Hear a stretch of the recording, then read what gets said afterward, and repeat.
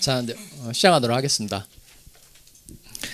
자, 칠판을 보시고 지난번에 배웠던 내용이 계약에 관해서 공부를 했어요. 계약은 뜻이 뭐예요? 계약의 뜻. 두 개의 의사 표시가 서로 뭐 하는 거? 대립하는 거.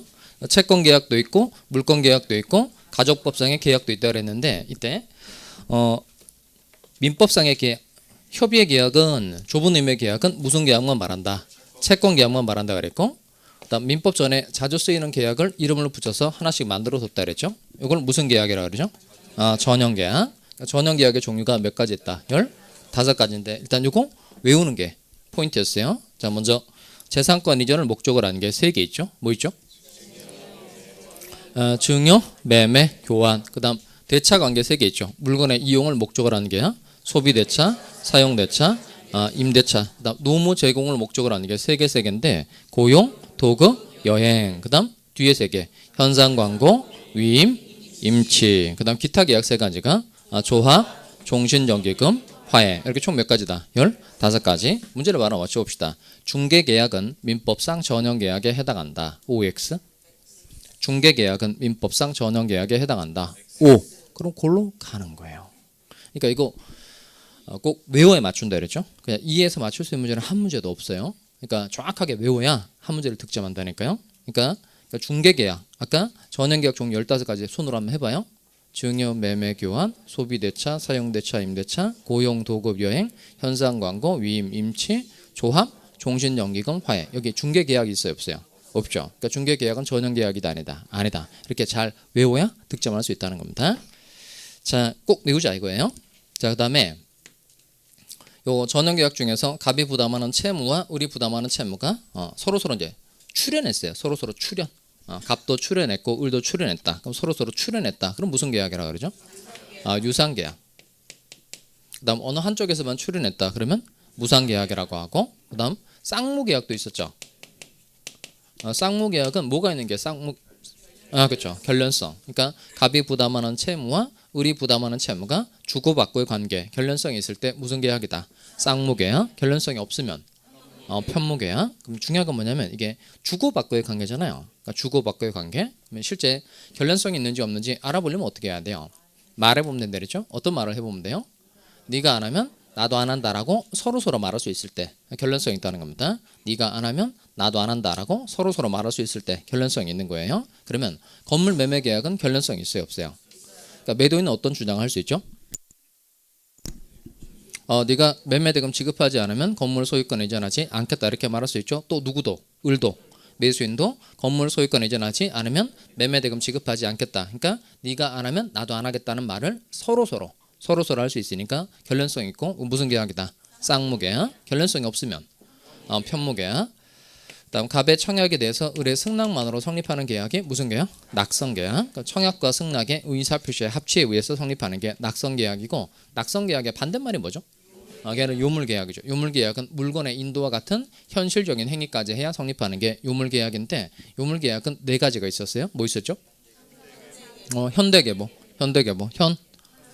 현상광고, 대물변제, 계약금 계약, 보증금 계약. 그러니까 현상광고는 광고에서 정한 행위를 완료해야 계약이 성립하고 대물변제는 1,000만 원 대신에 자동차를 갚는 게 대물변제거든요. 그러니까 현실적으로 소유권을 이전해야 대물변제가 성립하는 거고 계약금 계약도 유물계약이니까 현실적으로 계약금을 뭐 해야만 지급해야만 계약금 계약이 성립하는 거고 보증금 계약도 현실적으로 보증금을 뭐 해야만 지급해야만 각각 계약이 뭐한다? 성립한다는 겁니다. 자, 그리고 방식이 필요하면 요식계약이고 방식이 필요 없으면 불요식계약이죠. 그러니까 계약서를 써야만 계약이 성립하는 건 요식계약이라고 하고 구두 합의만 가지고도 계약이 성립할 수 있는 건 불요식계약이라고 그래요. 자, 그다음 급부가 이례적으로 끝나는 거, 한 번 급부하면 계약이 끝나는 거 이런 거 무슨 계약이라고 그러죠? 일시적 계약이라고 하고 그다음 급부가 일정 기간 동안 계속돼야 되는 건 무슨 계약? 계속적 계약이라고 그래요. 자, 그러면 먼저 매매계약 해봅시다. 매매계약의 경우에 매매계약은 유상, 쌍무, 낙성, 불요식이죠. 매매계약은 건물 소유권 이전하고 대금 지급하면 계약이 끝나요. 그래서 이거 무슨 계약이라고 한다? 일시적 계약. 그러면 이때 일시적 계약을 채무 불이행 등을 이유로 없을 때 쓰는 단어가 뭐예요? 이게 해제. 다시 채무 불이행을 이유로 일시적 계약 관계를 해소시킬 때 쓰는 단어가 뭐다? 해제. 그러니까 해제는 뜻이 뭐죠? 완전 유효한 계약을 소급적으로 소멸시키는 거. 완전 유효한 계약을 소급적으로 소멸시키는 거. 그다음 해제는 소급효예요, 장래효예요? 소급효죠, 소급효. 그다음 해제의 경우에 상대방한테 받았던 거 돌려줘야 되는데 그 무슨 의무라 그래요? 원상회복 의무라고 하고, 그다음 해제의 경우에 따로 손해배상을 청구할 수 있다 없다? 있죠. 그다음 임대차 계약의 경우 임대차 계약도 유상, 쌍후, 낙승, 불효식 계약인데 임대차 계약은 존속 기간 동안 계속 사용 수익하게 해줘야 되고 존속 기간 동안 계속 차임줘야 되죠. 그러니까 이건 무슨 계약이 되는 거예요? 계속적 계약이 되는 거고, 이렇게 계속적 계약 관계를 없앨 때 쓰는 단어가 뭐예요? 해지. 자, 그럼 해지는 이제 세 개죠. 해지 세 개. 먼저 해지의 경우에는 소급효다, 장래효다. 장래효. 해지한 때로부터 계약의 효력이 상실되는 겁니다. 장래효. 그다음 해지의 경우에도 계약에 기초해서 받은 거 돌려줘야 되죠. 그럼 무슨 의무라 그러죠? 청산 의무. 그다음 해지의 경우에도 손해 있으면 따로 손해배상을 청구할 수 있다 없다? 있다는 겁니다. 자, 그다음에 계약의 성립 파트에서요. 계약 성립의 우습으로 민법전에 규정되어 있는 건 총 몇 가지다? 세 가지였죠. 첫 번째가 청약과 승낙의 의사표시의 합치에 의해서 계약이 성립하는 걸 배웠는데, 합치는 두 가지로 되어 있다 그랬어요. 먼저 갑의한 청약의 내용과 의리한 승낙의 내용이 일치해야 돼요. 내용이 일치된다. 이게 무슨 합치죠? 객관적 합치. 그다음 갑이 을에게 청약을 했다면 을이 갑에게 승낙해줘야 계약이 성립한다. 이렇게 상대방이 서로 일치해야 된다. 이게 무슨 합치죠? 주관적 합치. 그러면 청약과 승낙의 의사표시가 합치가 되면 계약이 뭐한다? 성립하는 거예요. 자, 그런데 구체적으로 언제 계약이 성립하게 되느냐 이겁니다. 이건 어떤 사이냐에 따라서 다른 거죠. 먼저 대화자. 대화자 사이의 계약은 특별한 규정이 없죠. 청약이 도달하고 승낙에 뭐하면 도달하면 그냥 계약이 성립하는 거고, 그다음 격지자. 격지자 간의 계약 성립은 꼭 외워두고 있어야 되죠. 이게 531조인데 조문의 숫자는 필요 없어요. 안에 내용만 잘 기억하시면 됩니다. 격지자 간의 계약은 승낙의 통지를 발송할 때 성립한다. 다시 격지자 간의 계약은 승낙의 통지를 발송할 때 성립한다는 겁니다. 자, 그리고 의사실현에 의한 계약 성립도 있었죠. 의사실현에 의한 계약 성립하면 어떤 사례가 생각나요? 출판사, 그 책에 이름 쓴 거, 생각나야 돼요. 출판사 쪽에서 책을 보내줬더니 우리 책에다가 이름을 썼다는 겁니다. 그 책에 이름을 쓰는 건 그 책을 사겠다는 것으로 볼 수 있다 없다? 있죠. 그럼 언제 계약 성립하는 거예요? 책에 이름 쓴 때. 그거 이제 일반적 용어로 바꾸면 청약의 의사표시나 관습에 의하여 승낙의 통지가 필요하지 아니한 경우에는 계약은 언제 성립한다? 승낙의 의사표시로 인정되는 사실이 있는 때. 다시 승낙의 의사표시로 인정되는 사실이 있는 때 계약이 성립한다. 제 얘기를 듣고 오 잘하네 이렇게 생각하시면 안 돼요. 그리고 말하는 게 중요하죠. 말하는 거. 승낙의 의사표시로 인정되는 사실이 있는데 좀 놀라웠어요. 표정이 뭘 감상하는 표정이어가지고 그런 시간이 아니잖아요. 여러분이 외워온 거 같이 얘기해 보는 시간이잖아요. 자, 그다음 교차청약도 있었죠. 교차청약. 교차청약은 갑도 청약을 하고 을도 청약을 한 경우, 둘 다 청약을 한 경우인데 두 청약의 내용이 같다는 겁니다. 그래서 당사자 간에 동일한 내용의 청약이 상호 교차된 경우 이게 교차청약이고, 언제 계약이 성립하는 거죠? 양 청약이 상대방에게 뭐한테? 도달한 때. 양 청약이 상대방에게 뭐한테? 도달한 때 계약이 성립한다는 겁니다. 자, 이렇게 조문 간단하게 정리를 하시면 되겠고요. 그다음 요 청약은 의사표시니까 법률 사실이죠. 근데 청약은 이제 특정인에 의해서 이루어져야 되고, 그다음 청약의 상대방은 누구도 되고 누구도 돼요. 특정인도 되고 불특정인도 되고, 청약하고 난 다음에 함부로 철회하면 안 되죠. 그걸 청약의 무슨요? 구속력. 그다음 청약에는 계약을 성립시켜주는 힘이 있다 그랬어요. 다시 어디에는? 청약에는 계약을 성립시켜주는 뭐가 있다? 힘이 있는데 그 힘을 내자로 승낙 적격이라고 한다 그랬고요. 그다음 승낙은 마찬가지예요. 승낙도 의사표시니까 얘도 어디에 해당한다? 법률 사실. 그다음 요 승낙은 반드시 특정의 청약자에 대해서 해줘야 되죠. 그래서 불특정 다수에 대한 승낙은 있을 수 있다 없다? 없다는 겁니다. 그다음에 요 청약에 대해서 조건을 붙였어요. 또는 변경을 가해서 승낙했다. 이건 어떻게 처리가 되죠? 그 앞에 걸 기억해야 되죠. 청약 거절과 동시에 새로 청약한 것으로 본다. 이렇게 간단하게 조문 정리해서 머릿속에 집어넣어 두셔야 됩니다. 자. 자, 그리고 쌍무계약의 효력 두 개 공부했네요. 쌍무계약의 효력. 자, 쌍무계약에만 나오는 제도 두 가지가 첫 번째, 동시이행의 항명권. 그림 생각나요? 그림. 그 복습을 하실 때 뭘 해야 된다 그랬죠, 제가? 복습. 일단 강의를 다시 듣고 거기서 끝내면 안 돼요. 그러면 그냥 마음에 그냥 평온만 생겨요. 내가 복습을 했다, 마음에 편안함만 생기고 작게 되지 않는단 말이에요. 그래서 거기 나와 있는 사례를 꼭 자기 손으로 그려보라 그랬죠. 사례를 그려보는 데서부터 출발하는 거예요. 그게 법률 관계를 파악하는 가장 빠른 길이고요. 그다음에 사례 문제 14개를 시험장에서 정확하게 맞춰낼 수 있는 비결이에요. 그걸 1년 동안 연습하면 돼요. 그러니까 계속 그리다 보면 나중에 사례만 보잖아요. 제가 수업 시간에 그리는 그대로 그리게 되어 있거든요. 그래서 꼭 강의를 다시 보면서 사례를 꼭 그려볼 거 이거예요. 그러니까 그게 기초서 옆에 써도 되고 공책에 써도 되고 포스트에 써가지고 어디 붙여놔도 되고 상관없어요. 꼭 자기 손으로 그려보는 겁니다. 자, 그때 흰색이 뭐였죠? 흰색 대금지급.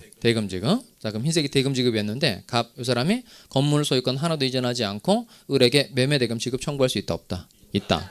그러니까 을이 매매대금 줄 수도 있죠. 근데 매매대금 주고 나면 소유권 이전 받기 쉽다 어렵다? 어렵고. 그다음 갑의 건물 소유권 이전 채무도 변제가 왔는데 갑이 이행을 했어요, 안 했어요? 안 했죠. 그러니까 을은 어떤 주장할 수 있죠? 너도 안 했으니까 나도 안 하겠다, 이런 주장을 할 수 있는데 이 권리의 이름이 바로 뭐다? 동시이행의 항명권. 그래서 동시항명권은 뜻이 뭐예요? 자, 누가 채권자가 자기 채무를 이행하지 않고 채무자에게 이행을 청구한 경우 누구는 채무자는 일시적으로 자기 채무의 이행을 거절할 수 있는 권리이다. 다시 누구는 누가 채권자가 자기 채무를 이행하지 않고 채무자에게 이행을 청구한 경우 누구는 채무자는 일시적으로 자기 채무의 이행을 거절할 수 있는 권리이다. 자, 그래서 동시항명권이 성립하려면 세 가지 요건이 갖춰져야 되죠. 그 세 가지 요건이 뭐예요? 쌍무계약일 거. 두 번째, 그냥 변제기 도리가 아니고 누구의 채무지를 말해야 돼요? 상대방 채무의 변제기가 도래할 거. 그다음 세 번째, 상대방이 자기 채무의 이행 또는 이행 제공을 하지 않고 청구할 거. 그다음 요 원고가 이행 청구 소송을 제기했는데 피고가 동시항명권 주장했어요. 그럼 법원은 무슨 판결하죠? 서로 이행해 이거죠. 무슨 판결? 상환 이행 판결. 상환 이행 판결 한다는 겁니다. 자, 그리고 위험부담도 배웠네요. 위험부담. 자, 위험부담은 무슨 사례 가지고 공부했어요? 황소 사례 또는 홍수 사례 이렇게 말하면 돼요. 그 그림이 생각이 나면 돼요. 그러니까 위험부담이 문제가 되기 위한 전제 조건이 있죠. 위험부담이 문제가 되기 위한 전제 조건 세 가지인데요. 그게 뭐죠? 첫 번째, 쌍무계약에 있어서. 두 번째, 채무자의 책임 없는 사유로 후발적 불능이 되었을 때 생기는 문제가 뭐다? 그게 위험부담. 그래서 황소를 인도해 주기 전에 홍수로 황소가 유실이 됐어요. 그러면 매매계약 체결한 거니까 쌍무계약 맞죠? 그다음 홍수로 유실이 됐으니까 채무자의 책임 있는 없는 사유고, 그다음 인도 전에 홍수로 떠내려갔으니까 무슨 불능? 후발적 불능. 이 세 가지 전제 조건이 딱 해당되니까 뭐가 문제가 되는 거예요? 위험부담. 그럼 그때 그 채무자 갑이 위험부담하는 경우도 있었고 채권자 을이 위험부담하는 경우도 있었죠. 그럼 일단 채무자 갑이 위험부담한다. 그 말의 뜻은 뭐예요? 채무자 갑이 위험을 부담한다는 건 무슨 뜻이에요? 쉽게 말하면 갑은 을한테 돈 달라고 할 수 있다 없다? 없다는 말이고, 그다음 채권자 을이 위험부담한다. 그 말은 을은 돈 줘야 된다, 줄 필요 없다, 줘야 된다는 뜻이었어요. 이거 이해되죠? 네. 그래서 이때 요 채무자가 위험부담하는 경우가 한 가지가 있었고 채권자 위험부담하는 경우가 두 가지가 있었는데 이 경우의 수를 잘 외우고 있는 게 문제를 푸는 키포인트예요. 그러면 채무자가 위험부담하는 경우는 한 가지인데 그 한 가지가 뭐예요? 그게 홍수죠. 홍수. 그러니까 홍수가 말해주는 바가 뭐라 그랬죠? 당사자 쌍방의 책임 없는 사유인 경우에는 누가 위험부담한다? 채무자. 따라서 이런 경우에는 갑은 을한테 대금 지급 청구할 수 있다 없다? 없다. 그다음 채권자 을이 위험부담하는 경우 두 가지인데 그중 첫 번째가 뭐예요? 그 을의 잘못으로 이제 황소가 떠내려간 경우 생각하면 되죠. 을의 잘못으로 그게 뭐죠? 채권자의 책임 있는 사유일 때. 그다음 두 번째, 황소 갖다 주러 갔는데 을이 부재 중이었죠. 그다음 이제 돌아오던 길에 병이 세배 가지고 간 거예요. 그게 두 번째 사례인데 그 사례 내용 풀어서 말하면 뭐예요? 수령지체 중 당사자 쌍방의 책임 없는 사유일 때 이 두 가지의 경우에는 누가 위험부담한다? 채권자가 위험 부담하니까 결국 가분을한테 대금 지급 청구할 수 있다 없다? 있다. 그래서 을은 돈을 줘야 된다는 거예요. 머릿속에 뭐가 남아 있어야 될까요? 채무자가 위험 부담하는 한 가지가 확실하게 머릿속에 기억이 돼야 돼요.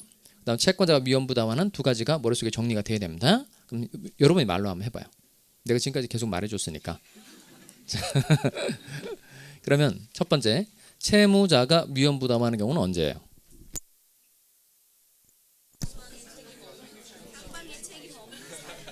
마이크 드릴게요. 채무자가 위험 부담하는 경우 한 가지 뭐예요? 그걸 말하면 위험 부담에 관한 문제를 푸는 거예요. 그게 이제 잘 머릿속에 정리가 되어 있지 않으면 이게 봐서 그 황소 왜 떠내려갔지 뭐 이런 생각 안 난단 말이에요.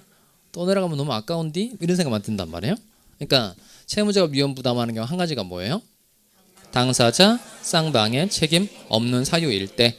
그다음 채권자가 위험 부담하는 두 가지가 첫 번째 채권자의 책임 있는 사유일 때, 두 번째 수령지체 중 당사자 쌍방의 책임 없는 사유일 때. 많이 좋아지고 있어요. 자, 우리가 이렇게 복습을 이렇게 하면 그 지난주에 했던 거 복습하면 내용도 정리가 되고 그다음에 이제 외웠던 걸 말해 보면 오래오래 좀 기억에 남겠죠? 대신에 여기까지만 만족하셔야 돼요. 여기서 더 나가서 문제가 잘 풀리겠구나 이렇게 생각하시면 안 돼요. 우리가 이렇게 해가지고 풀 수 있는 문제가 아직 없어요. 그러니까 그 문제 풀려고 너무 또 덤벼들거나 이러지 마세요. 왜냐하면 아직 풀 실력이 안 된단 말이에요. 그러니까 그 여러분이 이제 걸음마 수준이니까 문제를 풀다가 그 센 놈을 만나잖아요. 문제도 약한 놈이 있고 중간짜리 있고 센 놈이 있는데 저는 이제 다 알잖아요. 이건 쉬운 거, 중간짜리, 얘는 아주 센 놈. 근데 여러분 구별하지 않은 상태에서 그 센 놈을 만날 수도 있단 말이에요. 다이다이를 떴는데 너무 센 놈하고 만난 거예요. 그러면 바로 골로 간단 말이에요. 그러니까 웬만하면 아직 문제 풀 때가 아니니까 풀지 않으셔도 돼요. 자, 이제 오늘 어디 할 거냐면 281페이지 올까요? 281.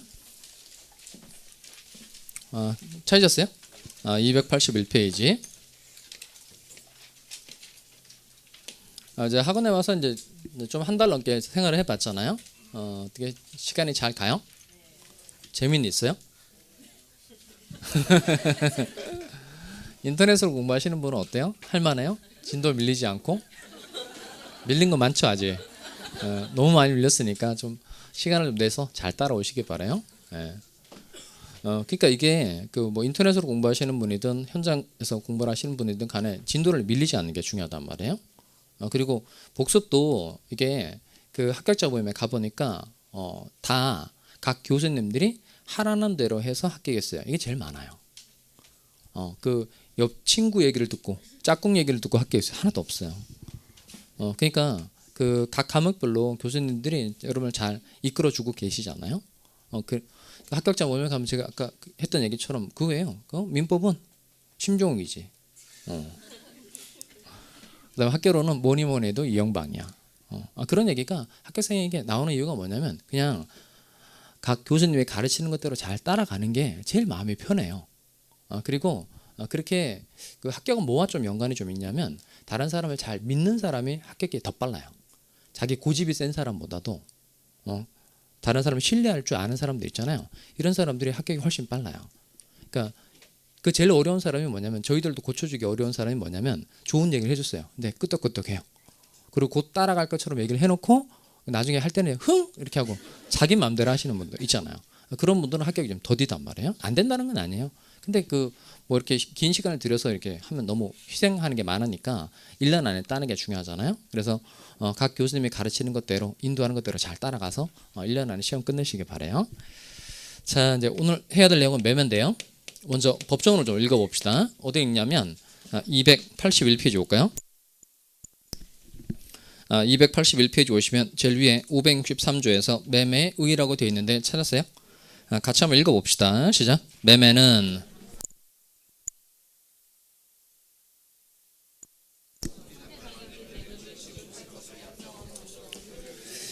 자, 먼저 그 동그라미 할게. 약정 하나 동그라미 하고 뒤에 약정 하나 동그라미 합니다. 약정. 그리고 끝에 그 효력이 생긴다 이렇게 돼 있죠. 그러니까 효력이 생긴다를 밑줄 하시고 효력이 발생한다라고 법조문에 쓰여져 있는 건 맞는데 효력이 생긴다는 게 아니고요. 성립한다로 이해하셔야 됩니다. 그러니까 효력이 생긴다라고 되어 있어도 매매 계약이 성립한다 이렇게 이해하셔야 된다는 겁니다.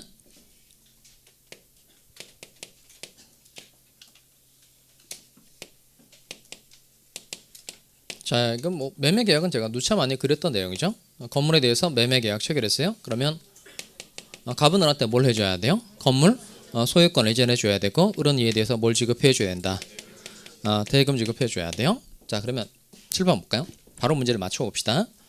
갑은 을에게 건물 소유권을 이전하고 을은 이에 대하여 대금을 지급함으로써 건물 매매 계약이 성립한다. O예요, X예요.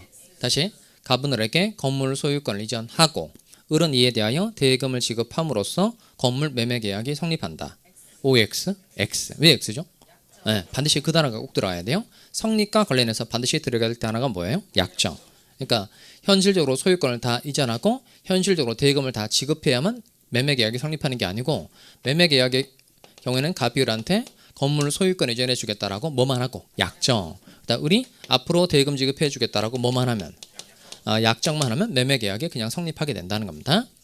그래서 갑이 건물 소유권 이전해 주겠다라고 말한 게 이게 청약인 거군요. 그다음 우리 매매 대금 지급해 주겠다라고 약정한 게 승낙인 거예요.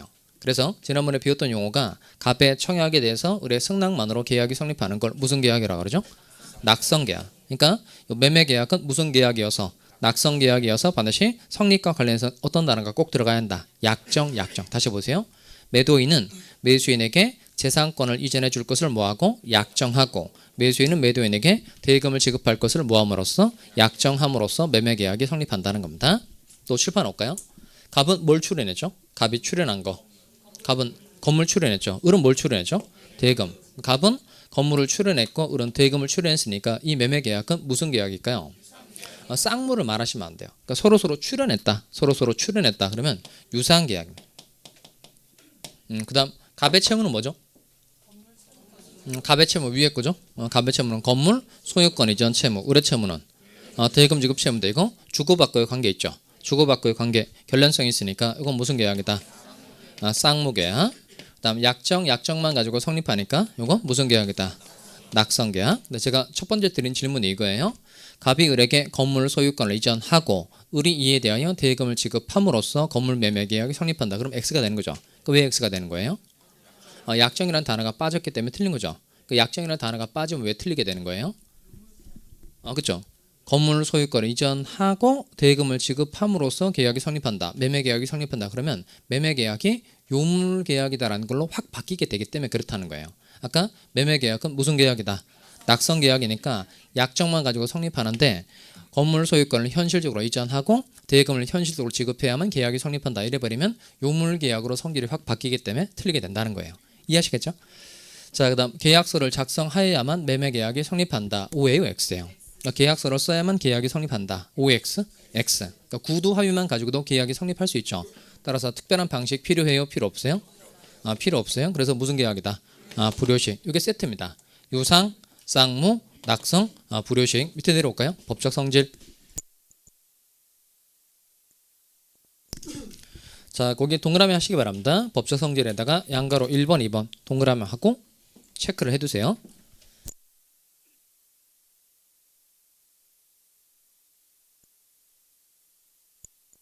자, 입에 붙이세요. 매매 계약은 무슨 계약에 해당하는 거예요? 유상, 쌍무, 낙성, 불효식 계약. 다시 유상, 쌍무, 낙성, 불효식 계약에 해당한다는 겁니다. 자, 그다음 또 7번 볼까요? 자, 매매 계약을 체결했다는 말은 갑이 을한테 건물 소유권을 이전해 주겠다라고 약정하는 거예요. 이렇게 법적인 의무를 부담하기로 하는 약속을 읽어볼까요? 무슨 행위라고 한다? 채권행위. 법적인 의무를 앞으로 부담하겠다라고 약속하는 걸 무슨 행위라고 한다? 채권행위라고 그래요. 그러면 요 매매계약 체결했다는 말은 갑이 을한테 내가 앞으로 너한테 건물 소유권 이전해 줄게라고 약속하는 겁니다. 그러면 갑이 자기 소유 건물에 대해서 을과 매매계약 체결할 수 있어요? 없어요? 자기 소유 건물에 대해서 앞으로 내가 너한테 소유권 넘겨줄게라고 약속할 수 있다 없다? 있죠. 자, 근데 이번에는 이 건물이 병소유인 거예요. 병소유 건물에 대해서 갑이 을과 매매계약 체결할 수 있어요? 없어요? 할 수 있죠. 왜 할 수 있을까요? 약속이니까. 그러니까 요 갑이 병 소유 건물에 대해서 을과 매매 계약 할 수 있죠. 내가 앞으로 병으로부터 소유권 취득해서 을한테 넘겨줄게. 약속은 충분히 할 수 있다 없다? 있어요. 이렇게 매매 계약은 채권행위다, 물권행위다. 채권행위예요. 그러니까 타인 소유 물건도 매매 계약의 목적물이 될 수 있다 없다? 있다는 거예요. 다시 타인 소유 물건도 매매 계약의 목적물이 될 수 있다 없다? 있어요. 그다음에 현재 이제 건물이 존재하면 되는데 그 건물이 1년 뒤에 생길 건물이에요. 지금은 건물이 없고 1년 뒤에 생길 건물에 대해서 갑이 을과 매매 계약 체결할 수 있어요, 없어요? 할 수 있죠. 왜냐하면 매매 계약 체결했다는 건 갑이 을한테 소유권 이전해 줄게. 뭐 하는 거죠? 약속. 그러니까 1년 뒤에 내가 건물을 지을 거고 그때 소유권 너한테 넘겨줄게. 지금 미리 약속할 수 있다 없다? 있죠. 그러니까 이렇게 장래에 생길 물건도 매매 계약의 목적물이 될 수 있다 없다? 있다는 겁니다. 자, 그리고 이게 제가 여러분 만나서 처음 드렸던 질문인데요. 대금은 금전에 한한다. 그럼 O예요, X예요? 매매 계약에 있어서 대금은 금전에 한한다. OX? O. 그러니까 을이 돈을 줘야만 매매가 되고 돈 말고 다른 물건을 주게 되면 서로 맞바꾸게 되는 거니까 무슨 계약이 되는 거죠? 교환 계약이 되는 겁니다. 자, 그래서 넘겨볼까요? 자, 넘겨서 282페이지 쭉 위로 올라가시면 그 양가로 2번 있죠? 재산권의 이전 찾았어요? 거기에 동그라미 2번, 동그라미 3번을 묶으세요. 동그라미 2번하고 동그라미 3번을 묶고 거기다가 채권행위라고 써봐요. 채권행위. 법적인 의무를 부담하기로 하는 약속. 이게 무슨 행위다? 채권행위. 그래서 2번에 2번. 타인 소유 물건도 타인 동그라미.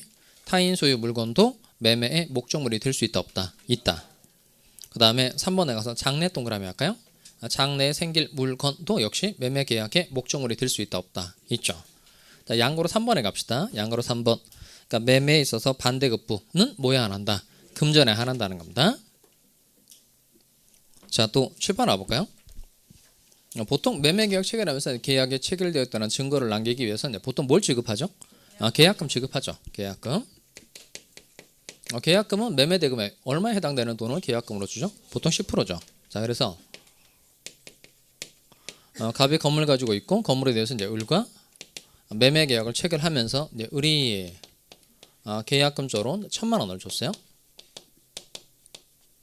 그러니까 매매계약의 부수에서 금전기타 유가물을 주기로 하는 게 이게 매매계약의 부수에서 이제 교부하는 현실적으로 지급하는 금전기타 유가물을 계약금 이렇게 말하는데 매매계약도 계약이고 계약금 지급하는 것도 계약이에요. 매매계약하고 계약금 계약 중에는 뭐가 주된 계약일까요? 매매계약의 부수에서 계약금을 지급하는 거니까 매매계약이 없었더라면 계약금 지급할 리가 없는 거죠. 그러니까 매매계약하고 계약금 계약 중에는 뭐가 주된 행위인 거예요. 매매계약이 주된 행위이고 계약금 계약은 주된 행위다, 종된 행위다. 종된 행위 또는 종된 계약입니다. 그다음 매매계약은 소유권 이전해 줄게, 약정, 대금 지급해 줄게라고 약정하면 계약이 성립하니까 아까 무슨 계약이라고 그랬죠? 낙성계약. 근데 계약금 계약은 현대계보 계죠? 이게 계약금 계약은 무슨 계약이다? 요물계약. 그걸 잊으시면 안 돼요. 그러니까 요 을이라는 사람이 계약금 지급해 주겠다라고 얘기했어요. 계약금 주겠다라고 얘기했고 갑이 이에 대해서 오케이 알았다 이렇게 얘기한 겁니다. 그러면 계약금 계약이 성립한 것으로 볼 수 있어요, 없어요? 을은 계약금 1,000만 원 주겠다고 얘기했고 갑은 알았다 이렇게 얘기한 겁니다. 그러면 계약금 계약이 성립한 것으로 볼 수 있다 없다? 없죠. 왜 없죠? 얘가 무슨 계약이라서? 요물 계약이라서 현실적으로 계약금을 뭐 해야만? 지급해야만, 현실적으로 계약금을 교부해야만 계약금 계약이 성립한다는 겁니다. 계약금 주겠다 알았다 이것만 가지고는 안 되고 현실적으로 계약금을 지급해 줘야만 계약금 계약이 성립한다는 거예요. 잘 외워둡니다. 계약금 계약은 무슨 계약이자 무슨 계약이다? 종된 계약이자 요물 계약이다. 다시 무슨 계약이자? 종된 계약이자 요물 계약이라는 겁니다. 다음은 이제 계약금 1,000만 원 이제 줬어요. 그럼 계약금 계약을 기준으로 하면 이제 을의 이름 뭘까요? 을. 계약금 을 준 사람 을은 뭐라 그래요? 이 사람은 교부자. 계약금 받은 갑은 뭐라 그러죠? 이게 그 당사자 이름만 봐도 뭐에 관한 문제인지 금방 알 수 있어요. 예를 들어서 뭐 매도인, 매수인 이런 문제 나왔어요. 그럼 뭐에 관한 문제죠? 매매 계약에 관한 문제고, 그다음 교부자, 수령자 이런 말이 나왔어요. 그럼 뭐에 관한 문제죠? 계약금 계약에 관한 문제라는 겁니다. 계약금 1,000만 원 주고 난 다음에 요 을은 계약금을 포기하고 계약을 해지할 수 있죠. 근데 갑도 1,000만 원 받았으니까 2,000만 원 물어주고 계약금의 배액을 상환하고 계약을 해지할 수 있다 없다 있어요. 그러니까 서로 이런 걸 할 수 있는데 이런 건 무슨 해지라 그래요? 오른쪽에 볼까요? 오른쪽. 그 용어를 만들어내시면 안 돼요. 양가로 3번, 양가로 3번. 이런 걸 무슨 해지라고 한다? 해약금에 의한 계약 해지. 다시 무슨 해지? 자, 한번 읽어봅시다. 565조 내용인데요. 해약금 1항만 한번 읽어보겠어요. 시작.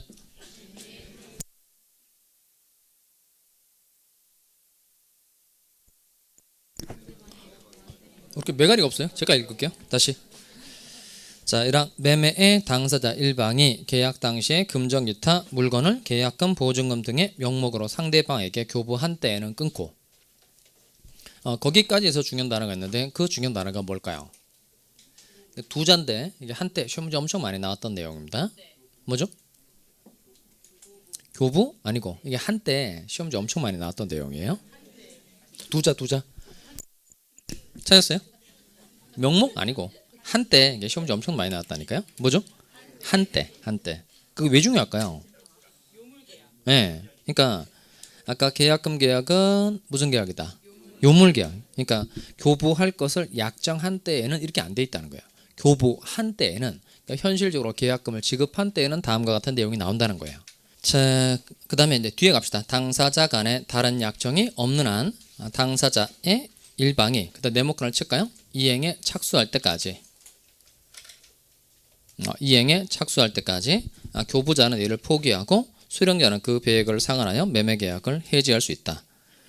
그러니까 매매계약 체결하고 난 다음에 요 을이 자기가 뭐 성급하게 계약 체결했다는 걸 뒤늦게 후회할 수 있죠.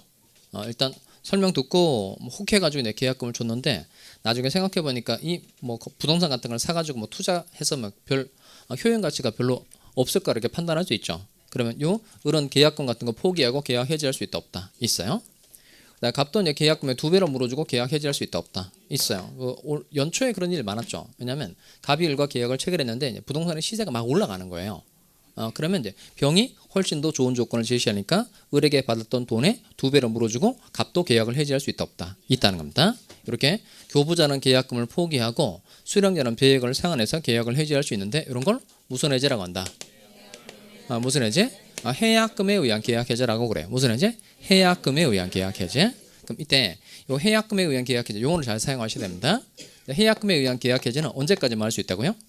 이행에 착수할 때까지. 그러니까 이행 착수 전까지만 된다는 거예요. 이행 착수 전까지. 대표적으로 그 이행 착수라는 건 본격적인 이행에 들어간 걸 얘기하는 건데 대표적으로 뭐 중도금 지급하거나 뭐 등기소에 나와 함께 가자 동행을 촉구하고 이런 것들이 이행 착수예요. 이렇게 중도금을 지급하기 전 그다음 등기소에 동행할 것을 촉구하기 전에 계약금을 교부한 사람은 포기하고 받은 사람은 2배를 물어주고 계약을 해지할 수 있다는 겁니다. 자, 그리고 넘어가 볼까요? 넘어가서 계약 비용에 관한 내용 하나 암기해두고 넘어갑시다. 284페이지인데요. 284 찾았어요? 자, 매매 계약 비용 부담 찾았죠? 자, 거기 566조인데요. 284페이지 제일 위에. 자, 매매 계약에 관한 비용은 당사자 쌍방이 뭐하여 부담한다? 균분하여 부담한다. 균분, 그러니까 반씩 부담한다는 거예요. 그러니까 어떤 게 계약 비용에 해당되는 걸까요? 그러니까 계약을 체결하는데 들어가는 비용이 계약 비용인데 계약 체결하는 과정에서 들어가는 계약 비용은 어떤 것들이 있죠? 좀 써볼까요? 3개 정도 써서 외웁시다. 계약서 작성 비용. 보통은 뭐 자기들이 계약서 쓰면 되는데 계약서 못 쓰면 뭐 행정사, 법무사 이런 사람한테 대신 써달라고 할 수 있죠. 계약서 작성 비용 같은 거. 또 뭐 건물 팔았다 그러면 대표적으로 뭐 감정평가 비용. 그다음에 토지 같은 거 팔았어요. 그럼 평수에 맞는지 확인해 보기 위해서 뭐 할 수 있죠? 측량 비용. 이렇게 3개 기억하시면 됩니다.